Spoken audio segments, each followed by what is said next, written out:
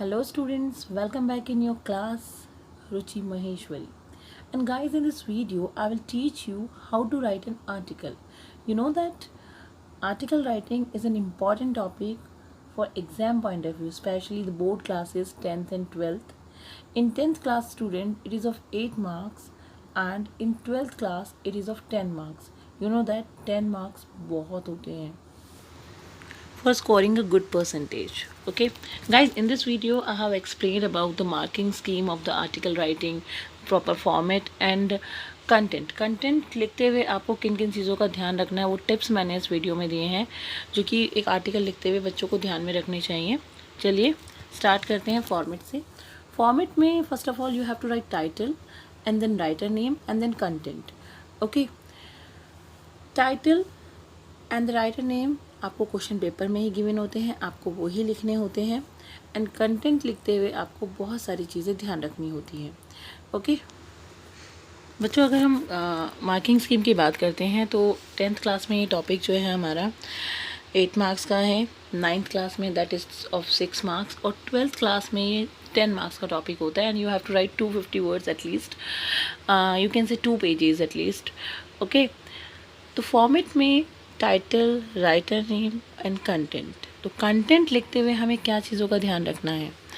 Content लिखते हुए ये ध्यान रखना है हमें बच्चों कि जो आपका आर्टिकल राइटिंग का पैराग्राफ है that should be divided into 3 paragraphs. Okay, और आर्टिकल हमेशा हमें प्रेजेंट टेंस में लिखना है। थर्ड वन इज़ आपके जो आइडियाज़ हैं वो टॉपिक से रिलेटेड होने चाहिए। स्पेलिंग एरर का बहुत ज़्यादा ध्यान रखना है क्योंकि 2.5 मार्क्स आपके ओनली स्पेल एरर के होते हैं। And you have to organise your idea in logical order. ऐसा नहीं है कि पहले आपने लिख दिया parts and then you are giving the definition, ये बहुत ही इलॉजिकल ऑर्डर हो जाता है। ओके, ग्रामेटिकल एक्यूरेसी का भी आपको ध्यान रखना है। इन 12th क्लास 2.5 मार्क्स आपकी ग्रामेटिकल एक्यूरेसी के होते हैं, तो ये भी आपको ध्यान रखना है। चलिए, कंटेंट मैंने आपको बताया था कि we have to divide that content in 3 paragraphs. तो पैरा 1 में हम क्या लिखेंगे, पैरा 2 में हम क्या लिखेंगे। ओके, पैरा 1 में आपको ब्रीफ इंट्रोडक्शन देना है टॉपिक का। It means if you are writing a article about the pollution then you have to tell what is pollution. If you are writing about the global warming then in first paragraph you have to write what is global warming. मैंने कई बार क्या note किया है बच्चे, first paragraph में ही लिख देंगे, types भी लिख देंगे, उसके कारण भी बता देंगे, उसके इफ़ेक्ट्स भी बता देंगे एंड देन 100 वर्ड्स पूरे होते ही उनके पास कुछ नहीं होता लिखने के लिए। तो आपको ये मैनेज करते हुए चलना है कि पैराग्राफ 1 में you have to write about only what is, you have to explain the topic only, you can define that only. Okay, in para 2 you have to explain the type of that topic, consequences, causes, effects can be good or bad. Okay, it means if you are writing about pollution then in para 2 you have to given the types of pollution, what are the causes of pollution, what are the effects of pollution in our environment. Okay, इस तरीके से आप para 2 को लिखेंगे and approx 6 to 8 lines आप para 2 graph में लिख सकते हो। ओके, नाउ पैरा थर्ड में you have to give in the suggestions, advice, solution, what can be the solution to stop the pollution and what are your suggestions for the government, for the people, and what can be the conclusion to solve this problem. Okay, para 3 में एक चीज़ ध्यान रखना, most of the lines आपको should में लिखनी है because we use should for advice and suggestions. Okay, now how to make it impressive.